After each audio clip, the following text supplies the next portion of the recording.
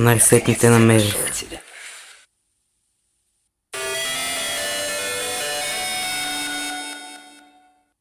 Масаврик. Доктор Масаврик. Вероятно добре изглеждащ. Отлично усещане за вкус.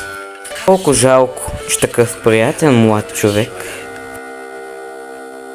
покаже поглед психопат. Кръв, вътрешности, насилие и болка. Да, аз съм ужасен човек. Въпреки моята жажда за насилие, аз съм способен на изкуства. Творене, създаване на неща, лечебни. Вижте моя гений! Какво? Аз се създадох. Съживих и от котенца, съживих и от мъртвите. Таки съзнания, с шапката с уши. Тя няма друг освен мен. Тя е добре заврената, че не може да ми избяга. И дължи живота си. Обичаме безкрайно, моя малък любимец. И името й е Ушка. Ушка. Ушка.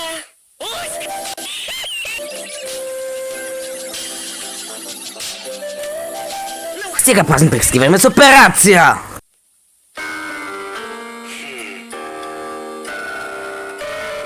Не мога да се спомня да облегча болката или да го оставя в съзнание.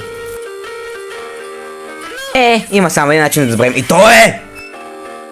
Ушки, не надничай.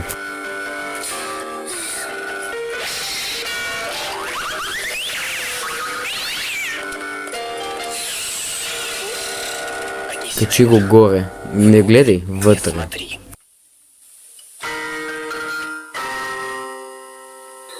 Вътре не гледай. Търпение, смирение и саможертва. Всяка дума на Масаврик е като ключ за сърцето на Ушка.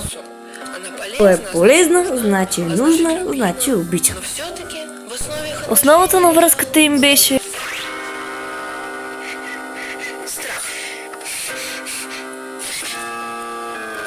Казах ти, не гледай вътре. Колко ли е трудно? Какво не разбираш? Извинявай. Мъртен дих! Ушка, но какво има? Знам, че никога не ми се противопоставила. Давай, отивай сега, трябва ще почисля тук. Да, знам, че никога не ми се противопоставила. Значи така живеят Масаврик и Ушка в техния малък свят, двама психопати.